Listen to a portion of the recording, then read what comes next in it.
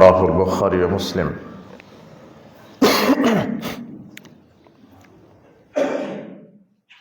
প্রশংসা আল্লাহ সুবহানাহু ওয়া তাআলার জন্য, যার বিশেষ দয়ায় রহমতে পবিত্র জুমাবারে যিনি আমাদেরকে সুস্থ রেখে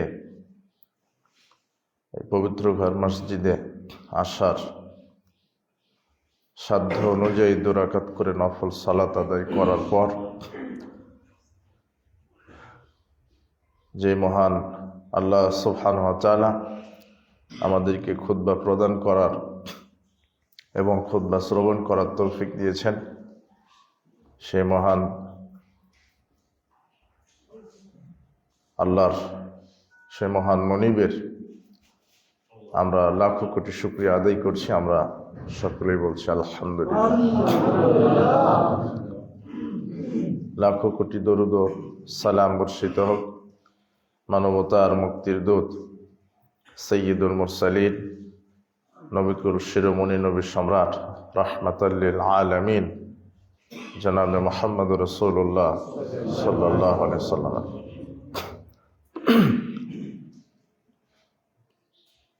আমরা আজকে পবিত্র জুমাবারে জুমার খুতবা হিসেবে যে বিষয়টি নিয়ে আলোচনা করব তা হচ্ছে মুনাফিকদের বৈশিষ্ট্য এবং তাদের পরিণাম। মুনাফিকি সম্পর্কে আমরা আলোচনা করার চেষ্টা করব ইনশাআল্লাহ। ইসলামের মধ্যে সবচাইতে বড় শত্রু হচ্ছে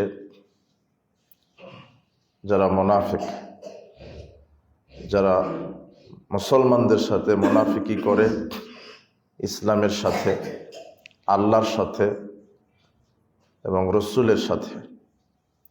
কোরআন মাজিদে আল্লাহ বলেছেন যে তারা আল্লাহকে ধোঁকা দিতে চায়, রসুলকে ধোঁকা দিতে চায়, তার ইসলামের বিরুদ্ধাচরণ করে, অথচ মুখে ইসলামের কথা বলে কিন্তু অন্তরে তাদের তা থাকে না। ইয়াকুলুনা বিআফওয়াহিহিম মা লাইসা ফি কুলুবিহিম। আল্লাহ বলছেন যে তারা মুখে যেটা বলে তাদের অন্তরে সেটা থাকে না। আর হচ্ছে মুনাফিক, দ্বিমুখী চরিত্রের যারা ভূমিকা রাখে। আর আজকে প্রায় সব জায়গাতে মুনাফিকিতে ভরে গেছে। দেখতে মনে হচ্ছে খুব সুন্দর মুসল্লি, খুব সুন্দর মুসলিম পরিবারের, কিন্তু তার অন্তরটা যে এত খারাপ, এত ইসলাম বিদ্বেষী, এত আল্লাহ বিদ্বেষী, পরকাল বিদ্বেষী। ইসলাম ভালো লাগে না, ইসলামী আদর্শ শরিয়া ভালো লাগে না। সালাত আদায় করছে, বছরে উমরা করতে যায়, হজও করে, দান সাদগাও করছে, সব ঠিক আছে, কিন্তু ইসলাম পূর্ণাঙ্গভাবে মানতে রাজি নয়। যারা ইসলামকে পূর্ণাঙ্গভাবে মানতে রাজি নয় এরা হলো মুনাফিক। এরা কি? মুনাফিক। আর এই মুনাফিকের সংখ্যা বর্তমানে বেশি। ব্যাঙের ছাতার মতো মুনাফিক আছে বাংলাদেশে, সব জায়গাতে। এদের সুরুত সারুত দেখে আপনি বুঝতে পারবেন না, মনে করবেন যে খুব ভালো, কিন্তু অন্তরটা নিফাকে ভরা। মুনাফিকি প্রত্যেকটি জিনিসই 2 ভাগে বিভক্ত, ছোট এবং বড়। শিরক যেমন ছোট আছে বড় আছে, কুফর ছোট আছে বড় আছে, তাগুত ছোট আছে বড় আছে, ঠিক নিফাকও ছোট এবং বড়। আর মানুষের ঈমানকে নষ্ট করার জন্য শয়তান 4টি কর্মসূচির মাধ্যমে মানুষের ঈমানকে নষ্ট করে শয়তান। আর মানুষের ঈমানকে নষ্ট করতে পারলেই শয়তান মহা খুশি। অন্যান্য পাপের কারণে শাস্তি হবে কিছু, কিন্তু আল্লাহর বিশেষ দয়াতে ঈমান থাকার কারণে অনেক মানুষকে আল্লাহ নিজে, অনুপরিমাণ ঈমান থাকার কারণেও আল্লাহ তাকে জাহান্নাম থেকে মুক্ত করে জান্নাতে দিবেন। কিন্তু শয়তান চাচ্ছে যে মানুষ যেন চিরস্থায়ী জাহান্নামী হয়। আর চিরস্থায়ী জাহান্নামী হবে যাদের ইমানকে শয়তান নষ্ট করতে পারবে। এই জন্য শয়তান এখানে আঘাত দেয় বেশি, যে ইমানকে কিভাবে নষ্ট করা যায়। আর মানুষের ইমানকে নষ্ট করার জন্যই শয়তান 4 দফা কর্মসূচি হাতে নিয়েছে। কয় দফা কর্মসূচি? 4 দফা। এই 4 দফার মাধ্যমেই মানুষের ইমানকে নষ্ট করছে ইবলিস। তার প্রথম হচ্ছে শিরক। প্রথমটা কি? শিরক। শিরকের মাধ্যমে মানুষের ইমানকে নষ্ট করে। শিরক 2 প্রকার, একটা ছোট শিরক আর শিরকুল আসগর আর শিরকুল আকবার। একটা হচ্ছে ছোট শিরক আর একটা হচ্ছে বড় শিরক। ছোট শিরক করলে ইমান নষ্ট হয় না, কিন্তু আমল সব বাতিল হয়। আপনার জীবনের যত আমল, আজকে যদি একটা ছোট শিরক করেন, আমল সব বাতিল। ওয়ালাউ আশরাকু লাহাবিতা আনহুম মা কানু ইয়ামালুন। আল্লাহ বলছেন, যদি তারা শিরক করে তাদের জীবনের সব আমল নিষ্ফল হয়ে যাবে, বাতিল হয়ে যাবে। ছোট শিরক কি? ছোট শিরক, ছোট শিরক হচ্ছে লোক দেখানো আমল। মাহমুদ বিন লাবিদ রাদিয়াল্লাহু আনহু তিনি বলছেন, রাসূল সাল্লাল্লাহু আলাইহি ওয়াসাল্লাম বললেন, ইন্না খাওয়াফু মা খাফা আলাইকুম শিরকুল আসগর। হে আমার সাহাবীগণ, আমি তোমাদের উপরে সবচেয়ে, হে আমার উম্মত, তোমাদের উপর আমি সবচেয়ে যেটা বেশি ভয় করি সেটা হলো ছোট শিরক। সাহাবীগণ বলছেন, ওয়া মা শিরকুল আসগর, আপনি যে বললেন ছোট শিরক, তো সেই ছোট শিরকটা কি? তিনি বললেন, আর রিয়া, লোক দেখানো আমল, লোক দেখানো ইবাদত। আপনি দান করছেন মানুষকে দেখাবার জন্য। আপনি উমরা করে আসছেন, হজ করে আসছেন, যে মানুষ আমাকে বলবে, বাহ লোকটা তো হাজি আলহাজ। মানে এটা যদি নিয়ত থাকে যে মানুষকে দেখাবার জন্য আপনি ইবাদত করছেন। আপনি সালাতে দাঁড়িয়েছেন, নিয়ত যদি থাকে যে না মানুষ দেখুক, জানুক যে আমি বড় মুসল্লি। আবু সাঈদ খুদরি রাদিয়াল্লাহু আনহু বলছেন যে ইত্তালা রাসূলুল্লাহ সাল্লাল্লাহু আলাইহি ওয়াসাল্লাম আলাইনা, রাসূল সাল্লাল্লাহু আলাইহি ওয়াসাল্লাম একদা আমাদের কাছে আসলেন। ওয়া নাহনু নাতাযাক্কারু মাসিহাদ দাজ্জাল, আমরা ওই সময় দাজ্জাল সম্পর্কে আলোচনা করছিলাম। তো তিনি এসে বলছেন, মা তাজকুরুনা, তোমরা কি সম্পর্কে আলোচনা করছো? তখন সাহাবীরা বলছেন, নাজকুরু মাসিহাদ দাজ্জাল, আমরা দাজ্জালের ফিতনা সম্পর্কে আলোচনা করছি। তখন তিনি বলছেন, ইন্না খাওয়াফু মা খাফু আলাইকুম বিশিরকিল আসগার, আমি তোমাদের কাছে সবচেয়ে যেটা বেশি ভয় করি দাজ্জালের ফিতনার চাইতে, সেটা হলো ছোট শিরক। তখন তারা বলছেন, কি ছোট শিরক? তখন আল্লাহ নবী বলছেন, আইয়াকুমা ফাইসাল্লি রাজুলুন, মানুষ এই খেয়ালে সালাত আদায় করবে যে মানুষ আমাকে দেখছে। একজন মানুষ সালাতে দাঁড়াবে, তার নিয়ত থাকবে যে মানুষ আমাকে দেখছে, মানে মানুষকে দেখানোর সালাত, মানুষকে দেখানোর জন্য শহীদ হওয়া, মানুষকে দেখাবার জন্য হজ করা, মানুষকে দেখাবার জন্য কোরআন তেলাওয়াত করা, মানুষকে দেখাবার জন্য দান করা। এই যে মানুষকে দেখানো কর্মটা হলো ছোট শিরক। আর এই ছোট শিরক আপনার বিগত সব আমলকে কি করে দিবে? নষ্ট করে দিবে। আরো অনেক ছোট শিরক আছে। মান হালাফা বিগাইরিল্লাহ, যা আল্লাহ ছাড়া অন্যের নামে কসম করে, ফাকাদ আশরাকা, সে শিরক করলো। অনেকে বলে মায়ের কসম, বাপের কসম, অমুকের কসম। না, একমাত্র আল্লাহর নামে কসম। কার নামে কসম? আল্লাহ। যদি অন্য কারো নামে কসম করেন, এটা ছোট শিরক। আর অনেক ছোট শিরক, অশুভ ফল গ্রহণ করা ছোট শিরক, কুলক্ষণ, যে সকালে কার মুখ দেখে উঠেছিলাম, উদ্দেশ্য সফল হলো না, পিছন থেকে ডাকলে যাত্রা শুভ হয় না, রাত্রে ঘরের আবর্জনা ঝাড়ু দেওয়া যায় না, সকালে দোকানে বাকি বিক্রি করা যায় না, বাকি দিলে সারাদিন বাকিতেই যাবে। এই যে কুসংস্কারগুলি আছে, এগুলো ছোট শিরক। আমল নষ্ট হবে। টিকটিকি ঠিক করছে, কথা ঠিক, এরকম যত আজে বাজে কথা আছে, শিরক মিশ্রিত কথা। ডাক্তার ভালো তাই রুগী বেঁচে গেল, আসলে ডাক্তার ভালো তাই রুগী বাঁচলো না আল্লাহ বাঁচিয়েছে তাই বাঁচলো, এইরকম আর কি কথাগুলো।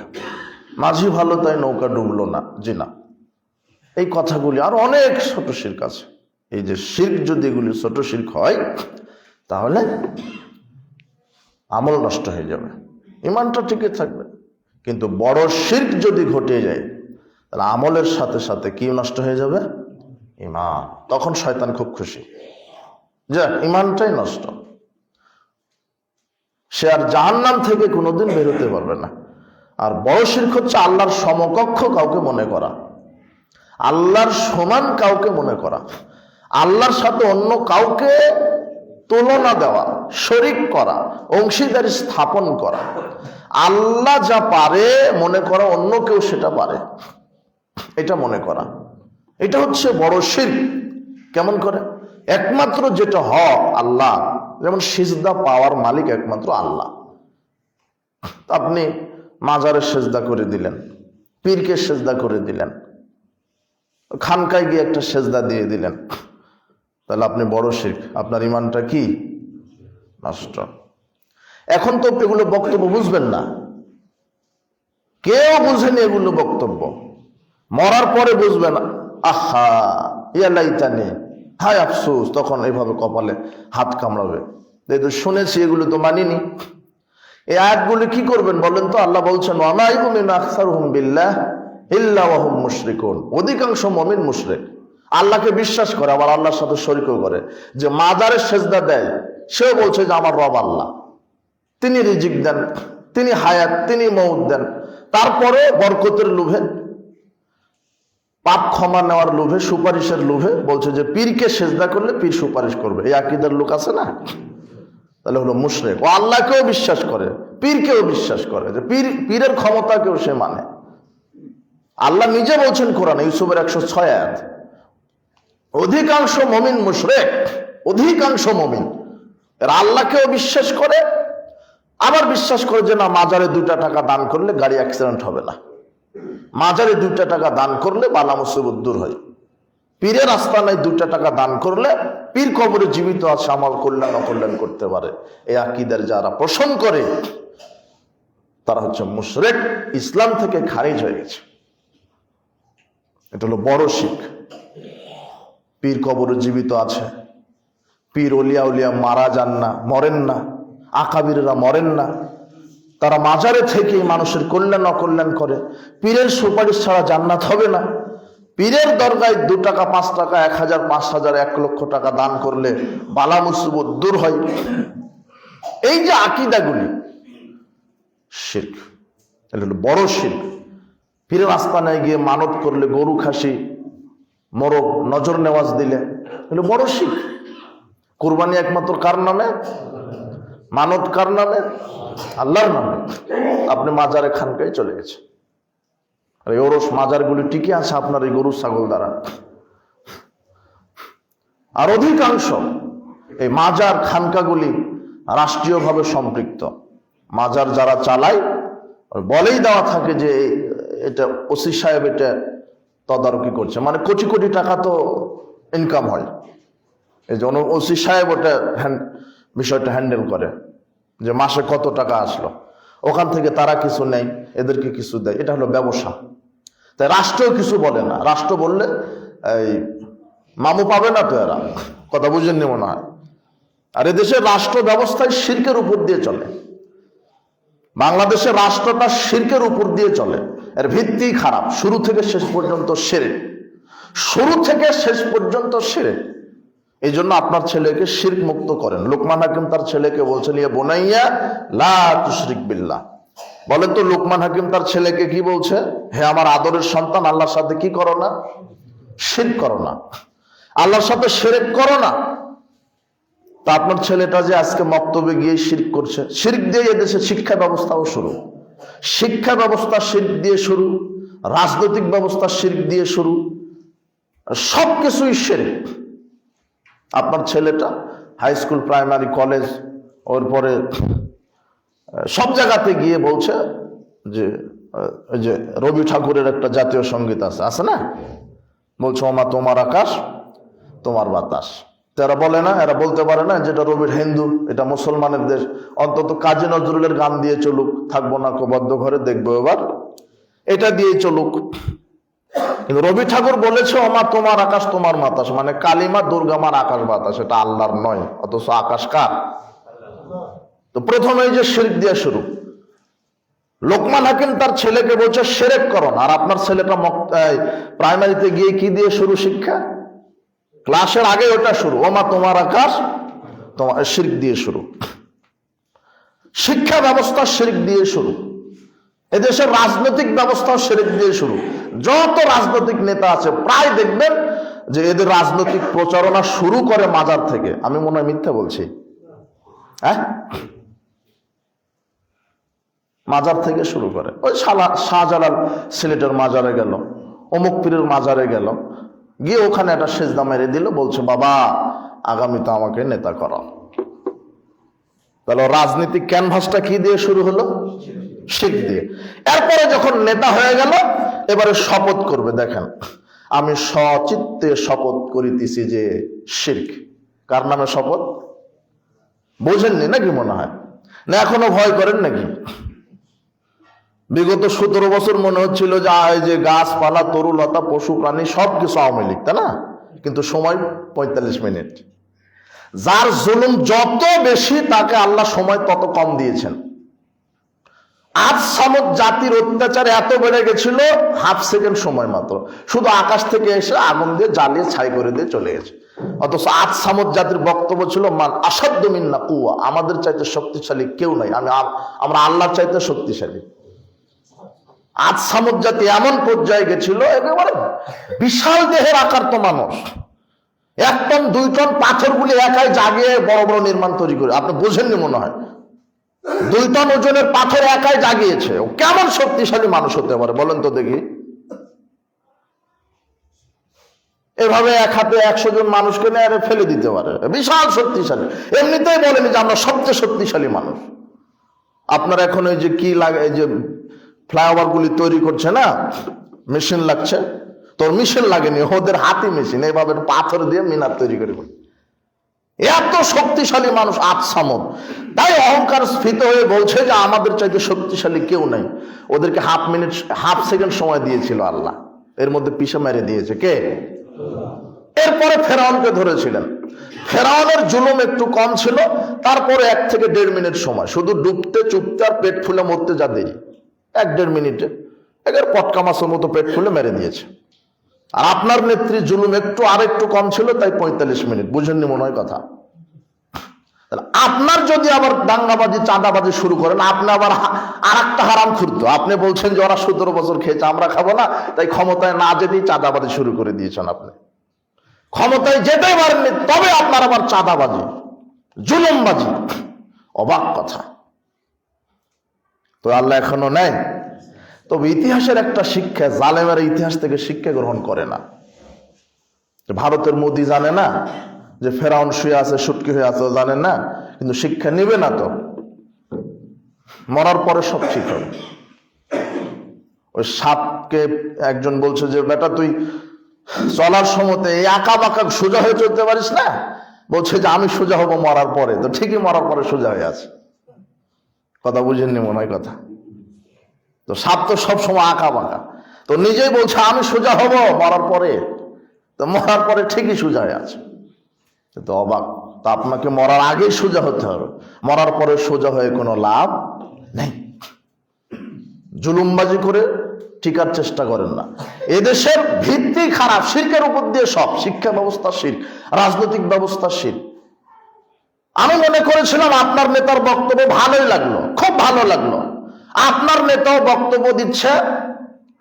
দেখেন যে রাজনীতি করতে গেলে যে এক দল আর এক দলের ব্যাপারে যে কাদা ছোড়াছুড়ি করতে, এটা তার প্রমাণ। এদেশের আলেম ওলামা সুযোগ পেয়েছিল, কিন্তু নিজ নিজ স্বার্থে নেমে গেল। ও একাই খাবে, ও বলছে আমি একাই খাবো।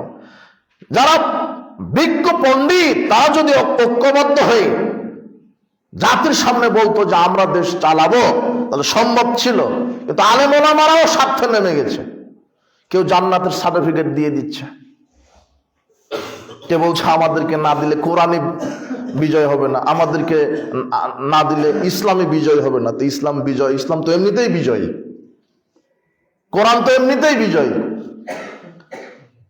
তোমাকে সহযোগিতা করে কোরআন বিজয় করা লাগবে না। কোরআন আগের থেকে কি আছে বলেন তো? বিজয়। ইসলাম আগের থেকেই বিজয়। মানে এরাও জাতিকে প্রতারণা দিচ্ছে জান্নাতের সার্টিফিকেট দিয়ে দিচ্ছে।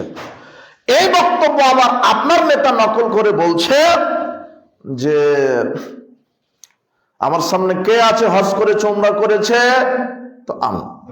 তো ওনাকে মঞ্চে ডেকে নিয়ে আসলেন, ডেকে নিয়ে এসে বলছে আচ্ছা এখানে বলেন তো কোথায় হজ করেছেন? কাবা ঘরে। কাবা ঘরের মালিক কে? আল্লাহ। আরে জোরে বলেন। বলছে আল্লাহ। দেখেননি মনে হয়, এইভাবে। আর জোরে বলেন আল্লাহ। আকাশের মালিক কে? বলছে আল্লাহ। সবাই সামনে হয়তো লক্ষ লক্ষ মানুষ, লক্ষ লক্ষ মানুষ না, আল্লাহ। জমিনের মালিক কে? আল্লাহ। বেহেশতের মালিক কে? তোমার নেতা বেহেশত বলেছে, আসলে জান্নাত, আসলে কি? দুজকের মালিক কে? আল্লাহ। তাহলে এগুলি দিতে পারে কে? আল্লাহ। তাহলে যারা এদের এগুলি দেওয়ার সার্টিফিকেট দিচ্ছে তারা নির্বাচনের আগেই প্রতারণা দিচ্ছে। এই যে নিজের স্বার্থের দিকে নিয়ে আসলো কথা। এইবারে কথা বুঝেননি মনে হয়। এখন বাংলাদেশের 16 কোটি মানুষের এই কথা বলতে হবে, নেতা সাহেব আপনি তোই বললেন যে আকাশের মালিক কে? আল্লাহ। জমিনের মালিক আল্লাহ। কাবা ঘরের মালিক আল্লাহ। সূর্য চন্দ্রের মালিক আপনার মালিক সব আল্লাহ। তো সংসদ চলবে কার বিধানে? ও জাতে মাতাল তালে ঠিক আছে এখানে। এবার কথা বুঝেননি মনে হয়। আবার তোমার নেতা বলেছে যে যা বেহেশতের মালিক আল্লাহ, বেহেশত আল্লাহ দিতে পারে, আপনি যদি এটার সার্টিফিকেট দেন তাহলে আপনি শিরক করবেন। তার মানে নেতা শিরকের কিছু জ্ঞান রাখে, কিন্তু রাখতে রাখতে ওখানে গিয়ে জাতে মাতাল তালে ঠিক হয়ে গেছে। ওখানে বলা লাগতো আমি যদি তারেক রহমান ক্ষমতায় যাই তাহলে আগামীতে বাংলাদেশ চালাবো আল্লাহর বিধানে। বুঝেননি মনে কথা। সব যদি আল্লাহর হয় বিধান চলবে কার? ওই জায়গাতে নেতা তালে ঠিক নাই। আর আমি আকবর বিন আবেদ 10 বছর থেকেই বলে আসছি আমার বক্তব্যের বয়সে যে ইসলামের থিওরি হচ্ছে নেতার পরিবর্তন ইসলাম চায় না, ইসলাম চায় নীতির পরিবর্তন। বলেন তো কিসের পরিবর্তন? নীতির পরিবর্তন। নেতার পরিবর্তন দিয়ে কি হবে যদি নীতি ঠিক না থাকে? ওই যে ডক্টর ইউনূস থাক, ওই যে শেখ হাসিনার ছেলে সজীব ওয়াজেদ জয় ও প্রধানমন্ত্রী, আর না হলে আপনার ওই জিয়ার ছেলে তারেক রহমান এ প্রধানমন্ত্রী। একজন হলে হলো, নেতা একজন হলে হলো। নীতির পরিবর্তন চায়। নেতা থাকবে, ইসলাম মানবে। এদেশ বাংলাদেশ, এদেশ 95% মুসলমান। এই পৃথিবী আল্লাহর, আকাশ জমিন সবই আল্লাহ। তাহলে বিধান চলবে কার? আল্লাহ। আমি তো কোনো দলের প্রতিনিধিত্ব করিনি, কোন দলের চামচাগিরি করিনি, 5 পয়সা আমি এগুলিকে মূল্য দিই না।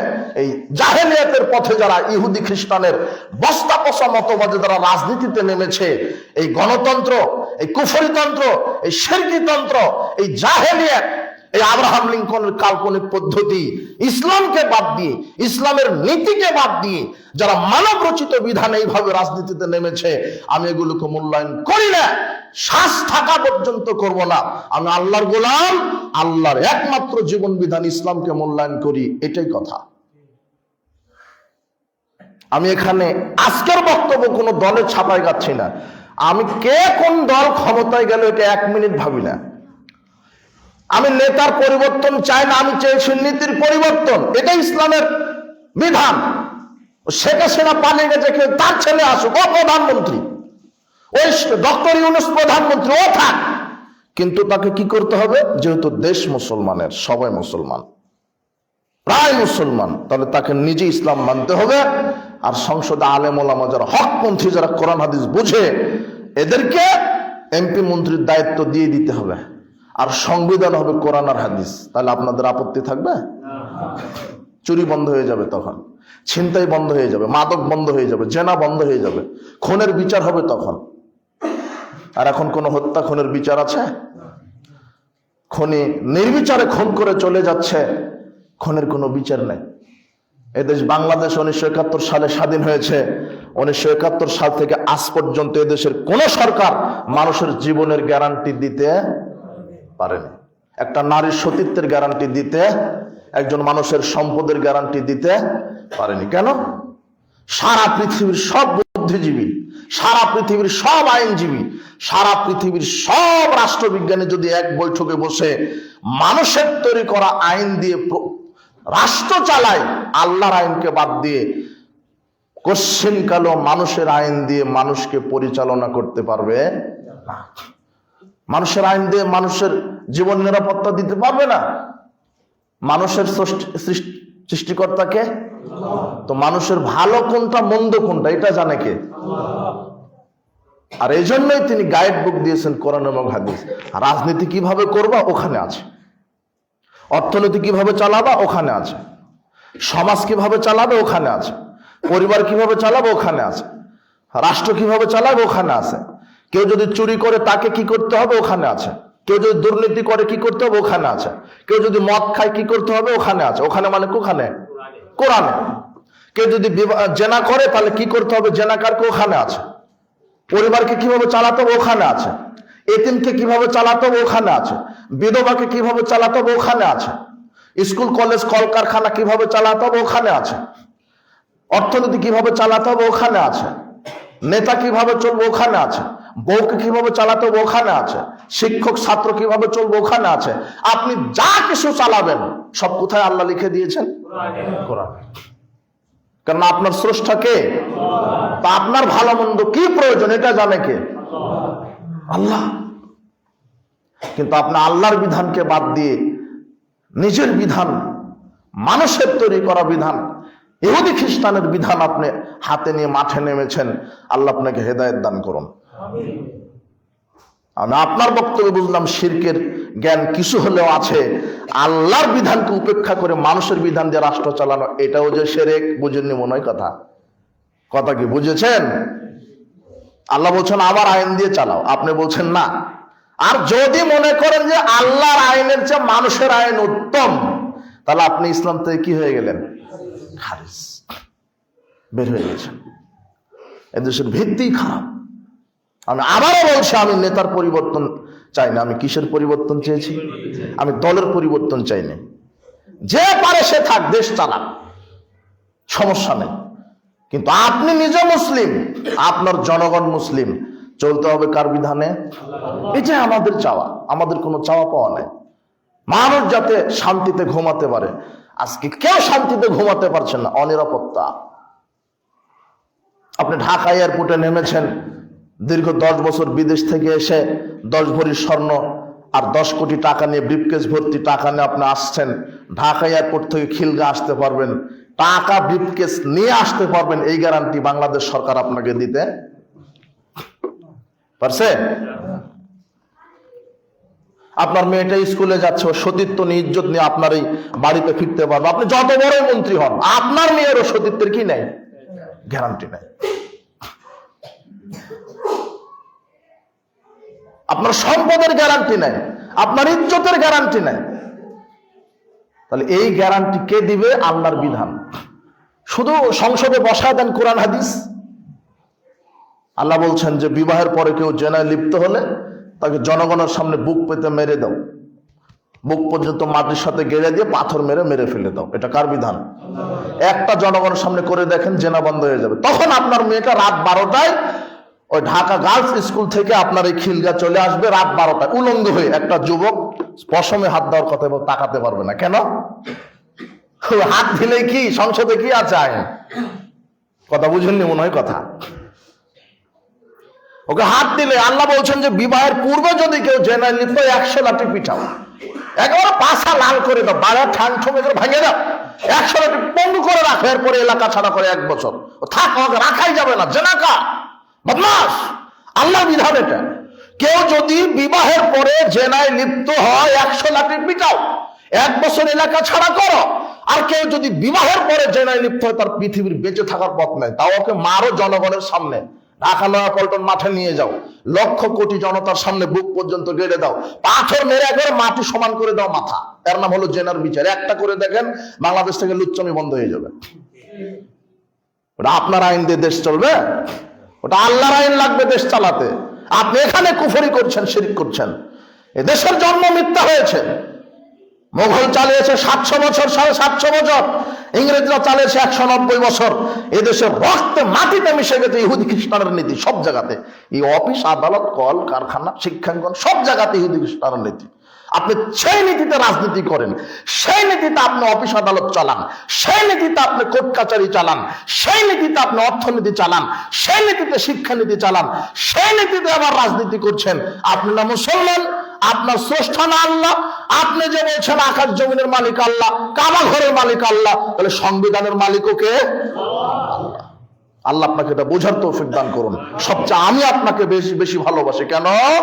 আপনাকে আমি দোয়া করি আপনি যান ক্ষমতায়, অথবা ওই আওয়ামী লীগে আমার ক্ষমতায় যাক, ওই যে পারে সে যাক। আমার সাথ যে আগামীতে বাংলাদেশের নেতা হবে, আল্লাহ তাকে দিয়ে তুমি বাংলাদেশে কোরআনের রাজ কায়েম করার তৌফিক দান করো।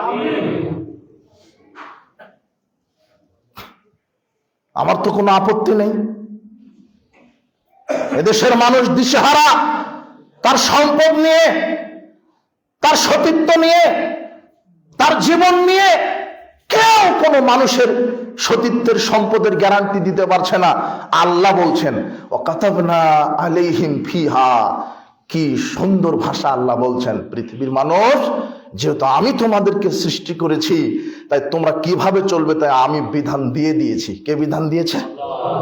অথচ আল্লাহর বিধানকে উপেক্ষা করে আপনি নিজের বিধান দ্বারা দেশ চালান, আপনি বড় মুশরিক। আল্লাহ আপনাকে হেদায়েত দান করুন।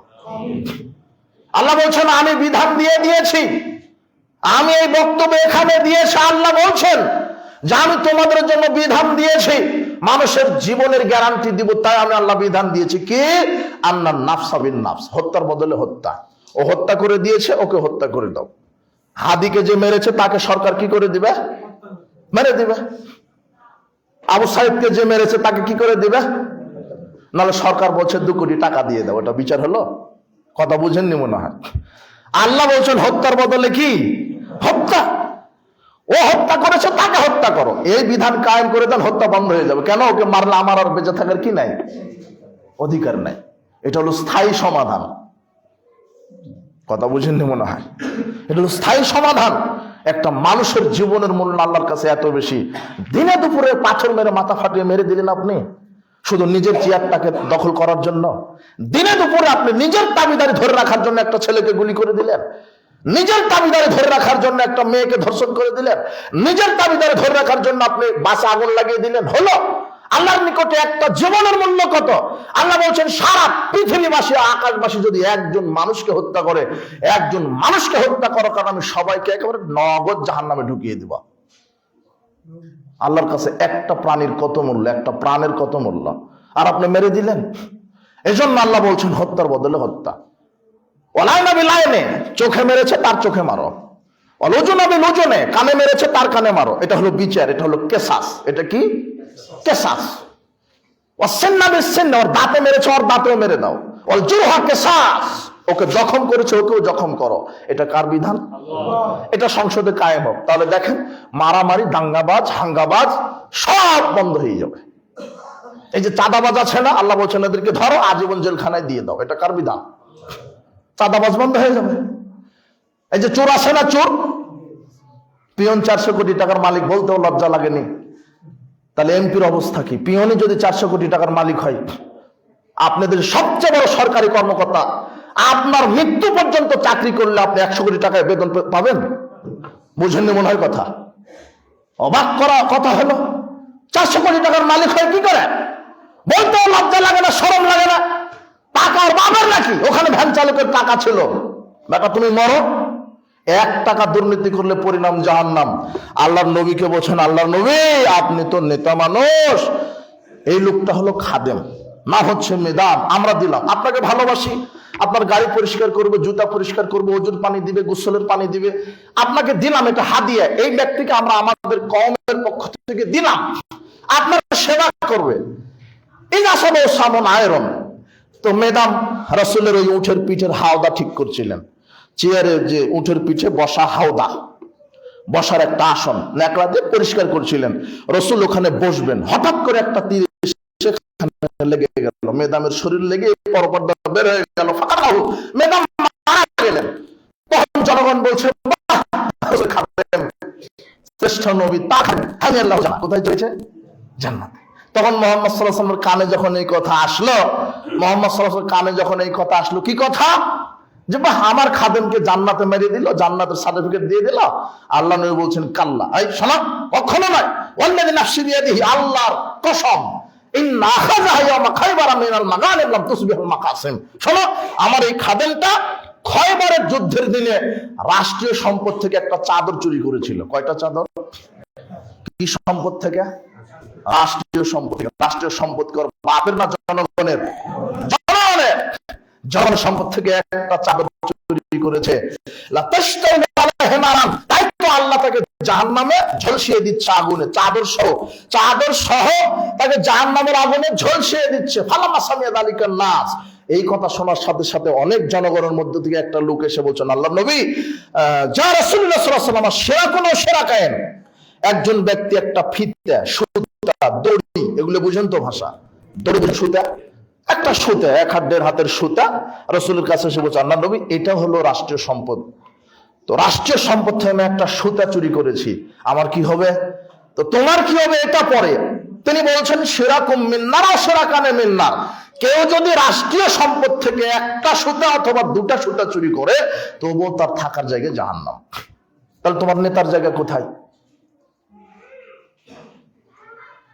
একটা সুতা চুরি করলে যদি জাহান্নামে যাওয়া লাগে, এই জন্য আল্লাহ আগেই বলে দিয়েছে যে চোর এবং চুন্নি, সারিক সারিকাতু ফাকতাউ আইদিয়াহুমা, চোর এবং চুন্নির হাত কেটে দাও। কি কেটে দাও? এটা হলো সংসদে আইন থাকবে। জনাব, আপনার আইন দিয়ে চোরকে বন্ধ করতে পারবেন না। ঢাকা এয়ারপোর্টে স্বর্ণ নিয়ে নামলে পুলিশ আপনার স্বর্ণ চুরি করে নিয়ে চলে যাবে। কথা বুঝলেন? কথা আল্লাহর আইন লাগবে। আল্লাহ বলছেন, চুরি করলে তার কি কেটে দাও? হাত কেটে দাও। আপনার এই মসজিদে আমি একটা হাদিস ইবারত করেছিলাম, একজন সম্ভ্রান্ত পরিবারের মেয়ে চুরি করে হয়েছে, তখন মুহাম্মদ সাল্লাল্লাহু আলাইহি ওয়াসাল্লামের কাছে নিয়ে যাওয়া হলো, হাত কাটা হবে। এখন কি কাটা হবে? সম্ভ্রান্ত পরিবার মানে মনে করেন বাংলার সবচেয়ে ধনিক শ্রেণীর পরিবারের একটা মেয়ে চুরি করেছে, এখন রাষ্ট্রের কাছে গেছে, হাত কাটা হবে। তখন রাষ্ট্রের এমপি মন্ত্রীরা সুপারিশ করছে যে এটা তো সম্ভ্রান্ত পরিবারের মেয়ে, হাজার লক্ষ বিলিয়ন মিলিয়ন ট্রিলিয়ন কোটি টাকার মেয়ে, কাজে এর হাত কাটা যাবে না। তখন মুহাম্মদ সাল্লাল্লাহু আলাইহি ওয়াসাল্লাম বলছেন, ওসামা, বলো কি সম্ভ্রান্ত কাকে বলে, ক্ষমতাশালী নারী কাকে বলে? আজকে আমি মদিনার প্রেসিডেন্ট, আমি মুহাম্মদ সাল্লাল্লাহু আলাইহি ওয়াসাল্লামের ফাতেমার হাত কেটে দিতাম, এর নাম ইসলামী বিচার। আল্লাহ বলছেন, চোর এবং চুন্নিকে কি কেটে দাও? হাত কেটে দাও। ওই আইনটা পাস করেন, দেখেন চোর থাকবে না। তো থাকলেও চোরের কি থাকবে, আর হাত থাকলে কি থাকবে না? বুঝলেন কথা? যদি হাত থাকে তাহলে কি থাকবে না? চোর থাকবে না। আর চোর থাকলে তার কি থাকবে না? হাত থাকবে না। এটা কার বিধান? 10 কোটি টাকা রিপ্লেস করে একাই নিয়ে আসবেন, তো শুধু ফেল করে দেখবে, কিন্তু তার কোনো ক্ষমতা নাই। এটা হলো আল্লাহর বিধান। চুরি করলে হাত কাটো। এবারে ছিনতাই ভয় করছেন, ডাকাতের ভয়, আল্লাহ আর একটা বিধান দিয়ে দিয়েছেন। ছিনতাইকারী আর ডাকাতের বিধান দিয়ে দিয়েছেন কি? আল্লাহ বলছেন, যদি মালিকের কাছ থেকে সম্পদ ছিনিয়ে নেয় কোনো ডাকাত ছিনতাইকারী, তাহলে ডাকাতকে সরকার আজীবন জেলখানায় বন্দী করবে অথবা দেশ থেকে তাড়িয়ে দিবে। আর যদি সম্পদ ছিনিয়ে নেওয়ার সময় মালিকের শরীরে টাচ করে, তাহলে আল্লাহ বলছেন ডাকাত এবং ছিনতাইকারীর হাত পা উলঙ্গ উল্টা করে কেটে দাও। ডান হাত কাটো, বাম পা কাটো, বাম হাত কাটো, ডান পা কাটো, এটা উল্টো ভাবে কেটে দিতে হবে। ছিনতাইকারী আর কার? ডাকাতের। যদি মালিকের সম্পদ নিতে গিয়ে মালিকের গায়ে কি করে, মানে মালিক দিচ্ছে না, জোরাজুরি করছে, তখন ডাকাতটা ছুরি দিয়ে একটা হয়তো বা ঘোতা দিল, ড্যাগারের একটা ঘোতা দিল, লাঠি দিয়ে একটা ঘোতা দিল, মানে আঘাত করে সম্পদ ছিনিয়ে নিয়েছে যখন, তখন রাষ্ট্র ডাকাতকে ধরে হাত উল্টা করে কি করে দিবে? কেটে দিবে। দেখেন তো, একটু ভাবেন তো, চোখ মুজে যে উল্টা করে হাত কেটে দিল, কি হবে ওকে দিয়ে? বেঁচে থাকার মারার জন্য কি সমান? এটা আল্লাহ আবার বলছেন, আপনি আজকে বাড়িতে গিয়ে পড়বেন 30, 35, 37 মধ্যে এগুলো আয়াত আছে, বিধান আছে। চুরি করলে হাত কাটো, জেনা করলে মেরে দাও, সূরা নূরে পাবেন আল্লাহর বিধান এগুলি। আর এটা ডাকাত ছিনতাইকারীর বিধান। এবার আল্লাহ বলছেন, ডাকাত যদি ছিনতাইকারী যদি মালিক হত্যা করে সম্পদ ছিনে, এবারে কি করেছে? হত্যা। তখন আল্লাহ বলছেন এখন জাতির সামনে তাকে নিয়ে যাও, ডাকাতকে চুপে ওই ছিনতাইকারীকে জাতির সামনে নিয়ে গিয়ে একেবারে শুলে বিদ্ধ করে ব্রাশ ফায়ার করে মেরে দাও, যাতে জাতি দেখবে, আরো 10 জন ডাকাত দেখবে, আমি যদি ডাকাতি করি তারা হবে, ডাকাত দেখবে, দেখবে না? এটা রেডিও টেলিভিশনে ব্রডকাস্ট হয়ে যাবে, জনগণ সচক্ষে দেখবে। এই আইন যদি সংসদে কায়েম হয়, আপনার সম্পদ চুরি হবে, ডাকাতি হবে, ছিনতাই হবে। আপনি কি আইন প্রণয়ন করেছেন? আপনি নাকি মুসলমান, আপনি নাকি তাওহীদ বুঝেন, আপনি আমাকে বলছেন মাওলানা সাহেব রাজনীতি করবে কেন? আপনি হুজুর মানুষ, একটু অজু গোসল কুলুপ ঢিলা শিখাবেন, আপনি রাজনীতির কথা বলবেন কেন? যে বলছে সে অজু যায় না, যে আমাকে বলছে যে মাওলানা মানুষ, আপনি হুজুর মানুষ, আপনি ঢিলা কুলুপের ফজিলত শিখাবেন, আপনি রাজনীতির কথা বলছেন কেন?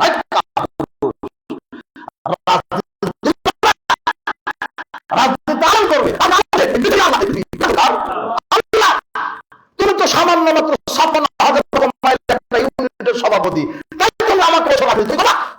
খাত্তাব ছিল অর্ধ পৃথিবীর প্রধানমন্ত্রী, কি পৃথিবীর অর্ধ পৃথিবীর, তোমার বাংলাদেশ মানচিত্রে দেখা যায় না, তুমি তার একটা ছোট্ট একটা হয়ে তুমি আমাকে বলছো রাজনীতির কথা বলবেন না? রাজনীতি সে খাত্তাবের কাছ থেকে যিনি বলছেন ফোরাত নদীর থেকে যদি পুকুর না খেয়ে মারা যায়, এজন্য আল্লাহ আমাকে কি করবেন? ধরবেন। তার কাছ থেকে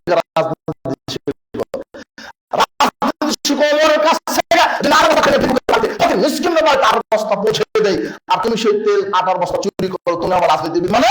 তোমাকে আমি ঘৃণা করি, তুমি দুর্নীতিবাজ, তুমি গদ্দার, তুমি চাঁদাবাজ, তুমি চেতা, তুমি বাটপার, তুমি জাতির সামনে বরবাদ দিচ্ছ। তোমাকে আল্লাহ হেদায়েত দান করুন। তুমি কি বুঝো রাজনীতির? তুমি কি বুঝো? রাজনীতির উল্টাটাই হচ্ছে দুর্নীতি, এটাই তুমি বুঝো। আশ্চর্য কথা, তুমি কি বুঝেছ? তুমি তো বাংলাদেশের নেতা, তুমি তো বাংলাদেশে নেতৃত্ব দিয়ে থাকো। এদেশ মুসলমান, এদেশে মুসলমানের, এই দেশ চলবে আল্লাহর বিধানে, এটাই আক্ষেপ। আল্লাহ তুমি আমাদের এই রাহানি, তুমি আমাদের এই আক্ষেপ তুমি কবুল করো, বাংলাদেশে তাওহীদ প্রতিষ্ঠা করো, আল্লাহ তুমি কবুল করো।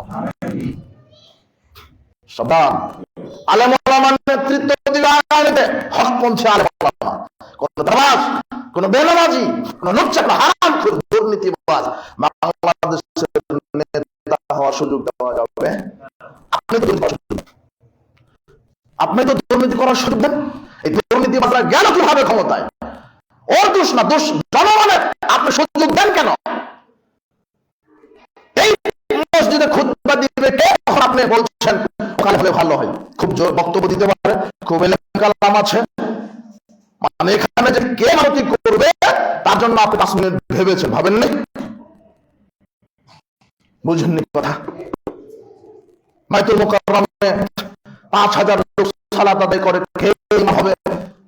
ইমাম না, ইমাম মানে কি? 5,000 কে ইমাম হবে ভেবেছেন? যে উনি খুব জ্ঞানী মানুষ, হাদিসের উপরে পণ্ডিত, তাকেই দেওয়া ভালো। হাদিসের উপরে পণ্ডিত মানুষ, জ্ঞানী মানুষ, তাকওয়াশীল মানুষ, সাদা মাটা মানুষ, ইলম রাখে, তাকে দেওয়া ভালো। এটা আপনি ভেবে ইন্টারভিউ নিয়ে তাকে ক্ষমতায় বসিয়েছেন, নেতৃত্ব দিয়েছেন। তো কিন্তু আপনি যখন এই রাষ্ট্রের নেতা নির্বাচন করেন, শোনেন, আমি প্রথমেই বললাম যে সালাত আদায় করে, দাড়ি টুপি সবই আছে, কিন্তু অন্তরটা যে এত পচা, ইসলাম যে ক্ষমতায় যাক এটাই মুনাফিক চায় না। আলেম ওলামা যে আগামীতে নেতৃত্ব দিক এটা চায় না। আর ইমাম মানে আজান দিবার খাবেন, ইমাম মানে বাবা তুমি মুয়াজ্জিন, একটু আজান দিবার খাবা। ইমাম মানে আপনি সালাত আদায় করাবেন, কমিটি শাসন করবে। কমিটি আবার যে বসে আছে মসজিদের কমিটির সভাপতি সেক্রেটারি গুলো আরা খারাম করে, সুদ খায়, ঘুষ খায়, গাঁজা খায়, ওরাই বলছে ইমাম খায়, ইমাম সাহেব নরম করে বক্তব্য দিলেন, দেশের আচার খারাপ, রাজনৈতিক বক্তব্য দিবেন না, হারামখোর। রাজনীতির বক্তব্য কাকে বলে? তুমি আমাকে চালাবে না, আমি তোমাকে চালাবো। আমি যদি ইমাম হই তাহলে আমি নেতা, আমার কথাতে সবাইকে উদ্বোস করতে হবে, এর নাম নেতা। সভাপতি উদ্বোস করবে কার কথাতে? না, বোঝেননি নাকি কথা? কিন্তু আপনার আকীদা, আপনার ভুল ধারণা, ইমাম মানে মসজিদ কমিটির গোলাম, কমিটি যা বলবে তাই, আজান দিবার খাবে। আরে জানাজা করতে পারো না,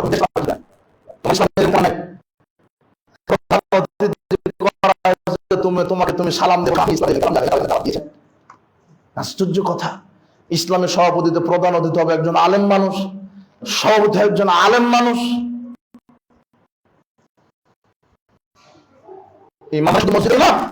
যিনি তিনি জনগণের ইমাম করবে, 5,000 লোকের ইমাম দরকার।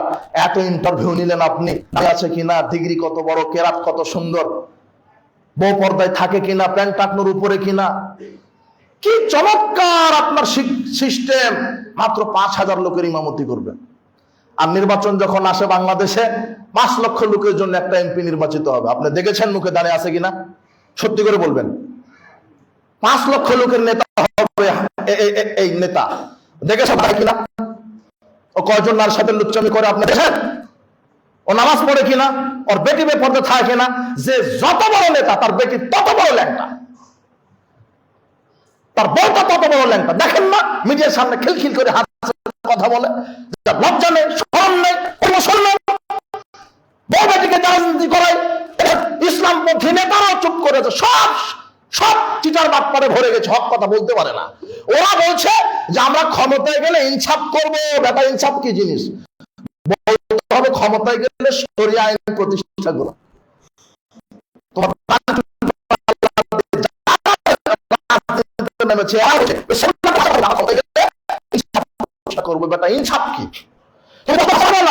তুমি জাতির সামনে বলো আমরা যদি ক্ষমতায় যাই শরিয়া দিয়ে আইন চালাবো, দেশ চালাবো। এই কথা বলা যায় না? বলা যায় না যে নারী নেতৃত্ব হারাম? আপনি আবার নারীকে দেওয়া শুরু করছেন নাকি? 2টা গেছে, আবার শুরু হয়ে যাচ্ছে নারীবাদী। আপনি নারীর ছায়া তলে থাকছেন কেন? আল্লাহ নবী বলছেন ওই জাতি কখনোই সফল হবে না, গজব নাজিল হবে যে জাতির একজন নেতা মহিলা হবে। কয়জন? তুমি আবার নারীকে প্রমোট করছো মানে? আপনি আবার দোয়া মেরে দিচ্ছেন। আমাকে বলছেন হুজুর অমুক নেত্রীর জন্য দোয়া করেন। দেশ শ্বাস থাকা পর্যন্ত কোন নেত্রীর জন্য দোয়া হবে না, নেতার জন্য দোয়া হবে। কিসের জন্য? নেতার জন্য। নারী হবে কেন মেম্বার? নারী হবে চেয়ারম্যান কেন? এটা বলতে পারে না? নারী নেতৃত্ব ইসলামে কি হারাম, এটা বলতে পারে না? জাতীয় সঙ্গীত শিরক, এটা হারাম বলতে পারে না? বলতে পারে না? তোমার নেতা আগামীতে যদি ক্ষমতায় যায় মুহাম্মদ সাল্লাল্লাহু আলাইহি ওয়াসাল্লামের নীতি রাজনীতি কায়েম করব কি? মুহাম্মদ সাল্লাল্লাহু আলাইহি ওয়াসাল্লাম বলেছেন আলী লা তাদাতিন ফালান তামাস্তাহু ওয়ালা কাবরান মুশরিফান সাইতাহু। আলী, যত শহীদ মিনার আছে, স্মৃতিসৌধ আছে, মানুষের তৈরি করা ছবি মূর্তি আছে, খানকা মাজার আছে, সব ভেঙে মাটির সাথে মিশিয়ে দাও। তখন তোমার নেতাকে বলতে হবে আমরা যদি ক্ষমতায় যাই যত শহীদ মিনার স্মৃতিসৌধ আছে আর খানকা মাজার দরগা ওরস আছে সবকিছু লাথি মেরে মাটির কি করে দেব। এটা হলো ইসলামী নেতার বক্তব্য হবে। তো তোমার নেতা বক্তব্য দেয় না, সেকুলার পার্টির নেতা যেই সুরে বক্তব্য দিচ্ছে তোমার দাড়ি টুপি দিয়ে ওরাও একই সুরে বক্তব্য দিচ্ছে। আবার বলছে আপনারা কি ক্ষমতায় গেলে শরিয়া আইন কায়েম করবেন না এই আইনে দেশ চালাবেন? তখন বলছে যে না, প্রচলিত আইনে দেশ চলবে। আর একজন নেতাকে বলছে আপনার যে ইসলামী আমির এই কথা বললো, তখন আবার ঘুরিয়ে নিয়ে বলছে আসলে তো সরাসরি শরিয়া আইন কায়েম করা যায় না, কাপুরুষ। সরাসরি কাকে বলে? মুহাম্মদ সাল্লাল্লাহু আলাইহি ওয়াসাল্লাম যেদিনই মদিনার প্রেসিডেন্ট হলেন সেদিনই বললেন আয় শোনো 2 দিন কি করো? খেলাধুলা করি। কাদের? ইহুদি খ্রিস্টানের। আমি মুহাম্মদ সাল্লাল্লাহু আলাইহি ওয়াসাল্লাম ইহুদি খ্রিস্টানের সংবিধান বাতিল করে দিলাম। এর নাম কে? মুহাম্মদ সাল্লাল্লাহু আলাইহি ওয়াসাল্লাম। বুঝেননি নাকি বক্তব্য? মুহাম্মদ সাল্লাল্লাহু আলাইহি ওয়াসাল্লাম যেদিন মদিনার প্রেসিডেন্ট হলেন প্রথম দিনেই গিয়ে দেখে যে ইহুদি খ্রিস্টানের নীতি আছে। তখন তিনি বলছেন এই শোনো মাহাজানি ওমান, এই 2টা দিন কি করছো তোমরা? বলছে যে কুন্না নালামু ফিল জাহেলিয়া, আমরা জাহেলি যুগ থেকে ইহুদি খ্রিস্টান এই 2 দিন আনন্দ উৎসব করতো, উৎসব পালন করতো, এই দিবস ওই দিবস পালন করতো। তখন মুহাম্মদ সাল্লাল্লাহু আলাইহি ওয়াসাল্লাম বলছেন শোনো ইন্নাল্লাহা কাদ আবদালাকুম বিহিমা খায়রাম মিনহুমা, আল্লাহ আল্লাহ তোমাদের এই 2 দিনকে বাতিল করে দিয়েছেন। ইহুদি খ্রিস্টানের কোন নীতি আদর্শ চলবে না। তোমরা ইহুদি খ্রিস্টানের বিরোধিতা করো, তোমরা ইহুদি খ্রিস্টানের বিরোধিতা করো। তারা মুসলমানের ঈমানকে নষ্ট করার জন্য সংবিধান দিয়েছে, তারা এই মুসলমানের নীতিকে ধ্বংস করার জন্য মতবাদ চালু করেছে। এই ডেমোক্রেসি, এই সেকুলার, এগুলি হলো ইহুদি খ্রিস্টানের। তোমরা এগুলি মেনো না, ইহুদি খ্রিস্টানের নীতি আদর্শ মেনো না। সেই দিনে মুহাম্মদ সাল্লাল্লাহু আলাইহি ওয়াসাল্লাম মানব রচিত সব তাবিদার কবর দিয়ে কার বিধান চালু করেছিলেন? আর আপনার নেতা বলছে সরাসরি শরিয়া কায়েম করা যাবে না। কাপুরুষ! এদেশ হিন্দুর, এদেশ মুসলমানের, এদেশ মুসলমানের। জন্মেছে একবার, মারা যাবো একবার। বিড়ালের মতো বেঁচে থাকতে রাজি নই, বাঘের মতো 1 মিনিট বেঁচে থাকতে রাজি। আল্লাহ তুমি কবুল করো। যদি মৃত্যু দাও তাহলে যেন শহীদ মৃত্যু হয়, যদি মৃত্যু দাও তাহলে শহীদ মৃত্যু হোক। এই কথা বলবে কে? শুনবে কে? এই কথা বলবে কে? শুনবে কে? জাতির মধ্যে বিবেক পায়খানা হয়ে গেছে। আপনাকে বলছি যে মুহাম্মদ সাল্লাল্লাহু আলাইহি ওয়াসাল্লাম বলছেন ইহুদি খ্রিস্টানের বিরোধিতা করো। লাইসা মিন্না মান তাশাব্বাহা বিগাইরিনা। মুহাম্মদ সাল্লাল্লাহু আলাইহি ওয়াসাল্লাম বলছেন আমি মুহাম্মদ সাল্লাল্লাহু আলাইহি ওয়াসাল্লামের আদর্শ বাদ দিয়ে যদি কেউ অন্য কোন ব্যক্তির আদর্শ মানে সে মুহাম্মাদের উম্মত নয়। হাদিসটা তিরমিজি 2695। এই যুবক তুমি লক্ষ্য করো তো মুহাম্মদ সাল্লাল্লাহু আলাইহি ওয়াসাল্লাম কি বলছেন? আমি মুহাম্মদ সাল্লাল্লাহু আলাইহি ওয়াসাল্লামের আদর্শ বাদ দিয়ে যদি ইহুদি খ্রিস্টানের আদর্শ মানো তাহলে তুমি কার উম্মত নও? মুহাম্মাদের। তো তোমার রাজনীতিতে কার আদর্শ? শিক্ষানীতিতে, অর্থনীতিতে সুদ হলো মুহাম্মাদের আদর্শ, তাই না? বাংলাদেশে যে ব্যাংকগুলি আছে সুদ খায়, এই সুদ মুহাম্মাদের আদর্শ না? এই ডেমোক্রেসি, সেকুলার, ক্যাপিটালিজম, ন্যাশনালিজম, এগুলো মুহাম্মাদের আদর্শ না? সংবিধান যা আছে বাংলাদেশের এখন, সংবিধান, সংসদে যে সংবিধান আছে এটা মুহাম্মাদের সংবিধান না? কার? ইন্না কাসীরাম মিনান নাস বিলিকাই রাব্বিহিম লাকাফিরুন। আল্লাহ বলছেন অধিকাংশ মানুষ আমার সাথে বিচারের মাঠে আসবে কাফের অবস্থায়। কি অবস্থায়? কাফের। মানে সংবিধান নাই, অর্থনীতিতে নাই আল্লাহর বিধান, রাজনীতিতে নাই। হজ যাকাত তাহাজ্জুদ দিয়ে হবে না, হজ যাকাত তাহাজ্জুদ দিয়ে হবে না, তাওহীদ বুঝবে না। সার্বিক জীবনে কার বিধান? আল্লাহর বিধান। এটা আপনাকে বোঝার তৌফিক দান করো। আর একটা আইন আছে, চুরি বন্ধ হয়ে যাবে কার আইন কায়েম করলে?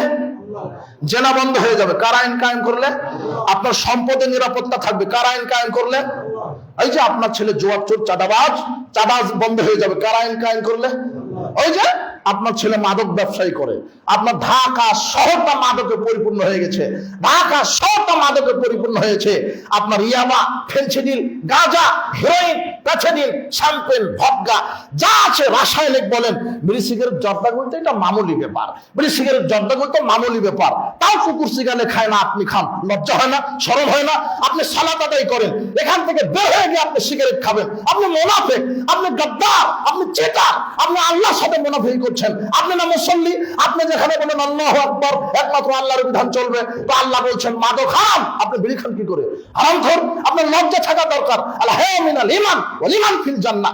লজ্জা হলো ঈমান, ঈমানই হলো জান্নাত। আপনি সালাত আদায় করে বিড়ি খাবেন, আপনি সালাত আদায় করে প্রেম করে বেড়ান, আপনি সালাত আদায় করে চাঁদাবাজি করে বেড়ান, আপনি সালাত আদায় করে বউকে বেপরদায় ঘোরান, আপনি সালাত আদায় করে বেটিকে ল্যাংটা করে ঘোরান, আপনি দায়ুস, আপনি মুনাফিক। আপনার ভিতরে ঈমান আছে, বউকে চালান, বেটিকে চালান, ইসলামের আদর্শে চালান, মুহাম্মদ সাল্লাল্লাহু আলাইহি ওয়াসাল্লামের নীতিতে চালান।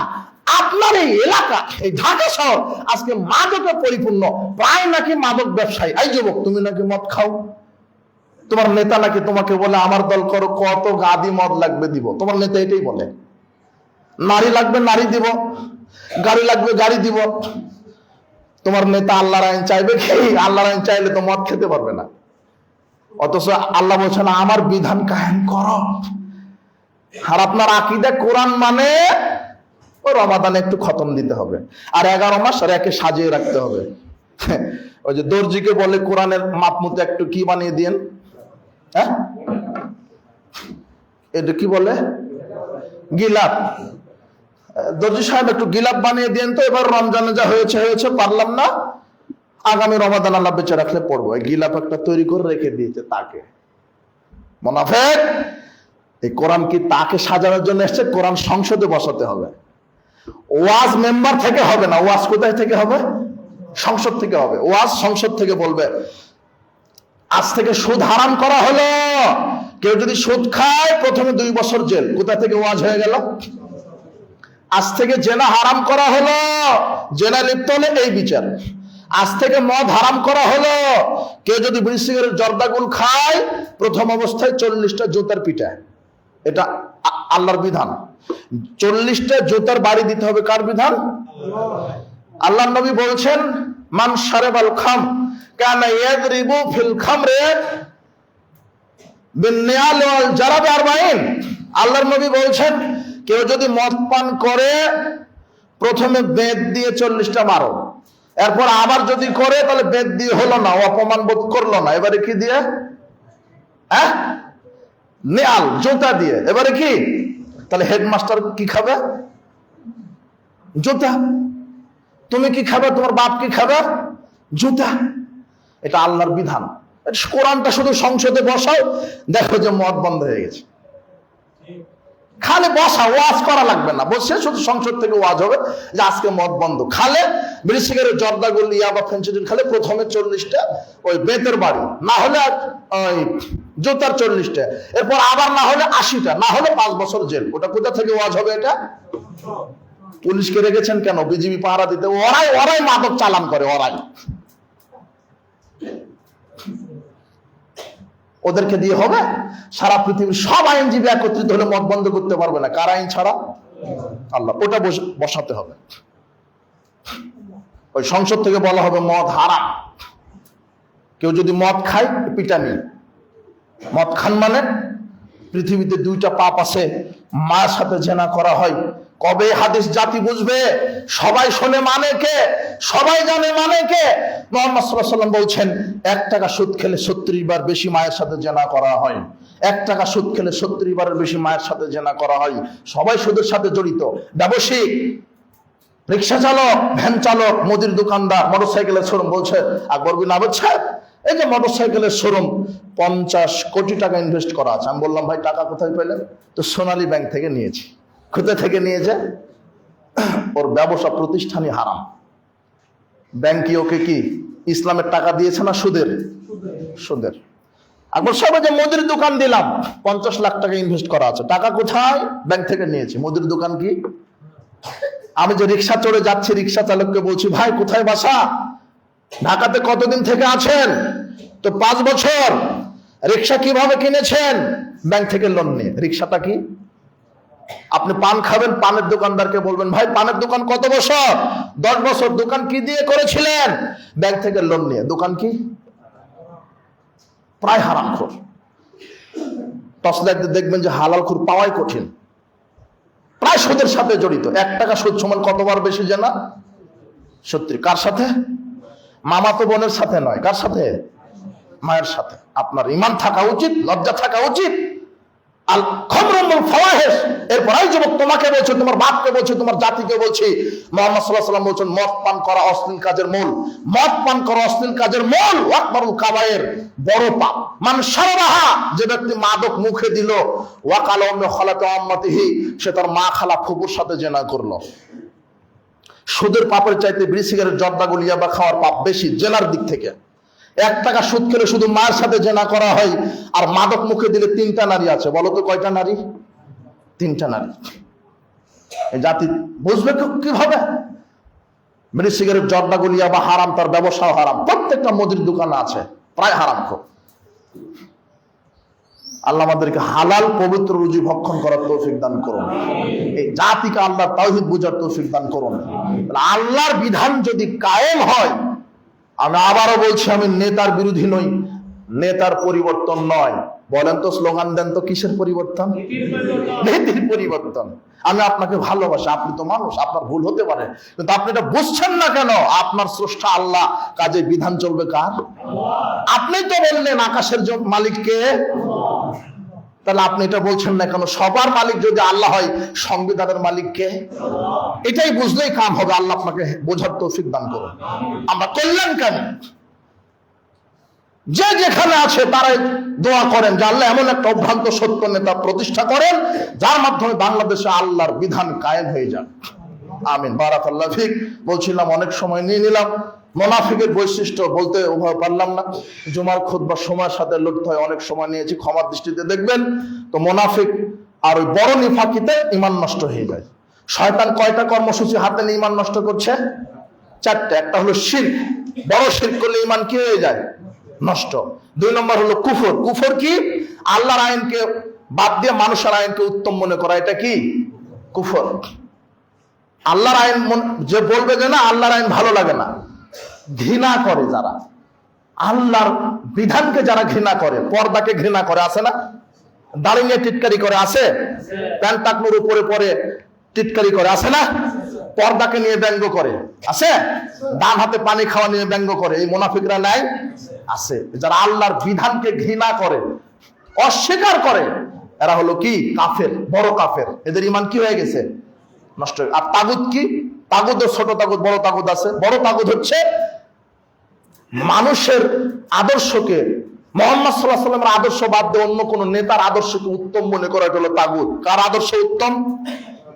লাকাদ কানা লাকুম ফি রাসূলিল্লাহি উসওয়াতুন হাসানাহ। আল্লাহ বলছেন তোমাদের মধ্যে আদর্শ নিহিত আছে তোমাদের রাসূলের মধ্যে। তোমাদের জন্য আদর্শ নিহিত আছে কার মধ্যে? কিন্তু রাসূলের আদর্শ আছে আমাদের শিক্ষা ব্যবস্থায়, আছে, অর্থনীতি ব্যবস্থায় আছে, রাজনৈতিক ব্যবস্থায় আছে, সাংবিধানিক ব্যবস্থা আছে, সংসদে আছে। রাসূলের আদর্শ আছে? নাই। যারা মনে করবে রাসূলের আদর্শ চাইতে অন্য কোন ব্যক্তির আদর্শ উত্তম, তাহলে সে কি হয়ে গেছে? কাফের। সে কি? কাফের।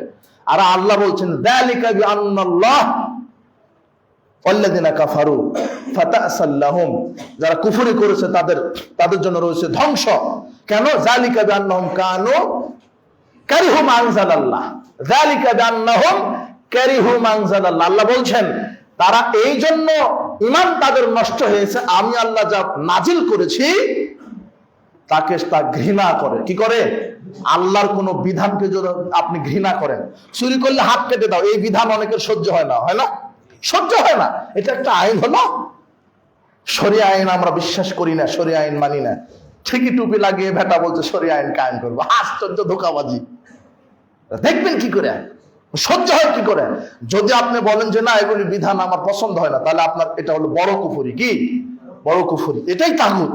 আর নিফাক, বড় নিফাক হচ্ছে মুখে ইসলামের কথা বলবেন কিন্তু অন্তরে ইসলাম থাকবে না। কাফেররা বিজয় হলে আনন্দিত হয়, আর মুসলমানরা বিজয় হলে কষ্ট পায়। এরকম মুনাফিক আছে না? এরা বলে আসি আপনাদের দলে, আসি, কিন্তু যখন কাজের সময় তখন নাই, কাফেরদের দলে আছে। এরকম মুনাফিক মুসলমান সমাজে বাস করছে। মুসলমানদের উন্নতি সহ্য হয় না, কাফেররা যখন পরাজিত হয় কষ্ট পায়, মুসলমানরা বিজয় হলে তখন কষ্ট পায়। কাফেররা বিজয় হলে আনন্দিত হয়। এরা মুসলমানের বিরুদ্ধাচরণ করে, আর কুফর, মুশরিক এদের দাবিদারি করে। এরা হলো মুনাফিক। আল্লাহ তুমি আমাদের এই নিফাকি থেকে বাঁচার তৌফিক দান করো। ইন্নাল মুনাফিকিনা ফিদ দারকিল আসফালি মিনান নার। মুনাফিকরা কিয়ামতের দিন জাহান্নামের সবচেয়ে তলদেশে থাকবে। সবচেয়ে কোথায় থাকবে? এই যুবকেরা, আজকে মাদক থেকে তুমি তওবা করো, তুমি মুনাফিক হবে। মাদক সেবন করো না, মা খালা ফুফুর সাথে জেনা করছো, তুমি করছো, তোমার জাতি করছে, তোমার জাতিকে এটা বোঝার তৌফিক দান করুন। সুদের সাথে থাকবে না। আজকে সারা সামাজিক ব্যবস্থাটা জাহেলিয়াতের দিকে যাচ্ছে। বিবাহের বৈঠকে গান বাজনা বাজাও কেন? তুমি কি হিন্দু? আমি বুঝতে পারি না তো যে তুমি হিন্দু না মুসলমান, আমার বোঝা যায় না তো। আমি যখন তোমার এই ঢাকার ভিতরে ঢুকি তখন বাদ্যযন্ত্রের আওয়াজ আমি বুঝতে পারি না যে আমি হিন্দুস্থানে আসলাম না মুসলমান দেশে আসলাম। আল্লাহ তোমাকে হেদায়েত দান করুন। তুমি তোমার বোনের বিবাহিত এই ল্যাংটাপনা করবে কেন? মাদক করবে কেন? আল্লাহ তোমাকে হেদায়েত দান করুন। এগুলি জাহেলিয়াত, মাদক জাহেলিয়াত, সুদ ঘুষ জাহেলিয়াত, মাদকতা জাহেলিয়াত, দুর্নীতি জাহেলিয়াত, সুদ ঘুষ জাহেলিয়াত, চাঁদাবাজি জাহেলিয়াত, জুয়া জাহেলিয়াত, গান বাজনা জাহেলিয়াত, জেনা ব্যভিচার জাহেলিয়াত, বেপরদায় চলা জাহেলিয়াত। তোমার বোনকে ঠিক করো, তোমার মাকে ঠিক করো, আপনি আপনার স্ত্রীকে ঠিক করেন। আল্লাহ আমাদেরকে ইসলামী পরিবার গঠনের তৌফিক দান করো। জাহেলিয়াতি জীবন ব্যবস্থা থেকে আল্লাহ তোমাদেরকে হেদায়েত দান করো। বারাকাল্লাহু ফিকুম, জাযাকুমুল্লাহ খায়র।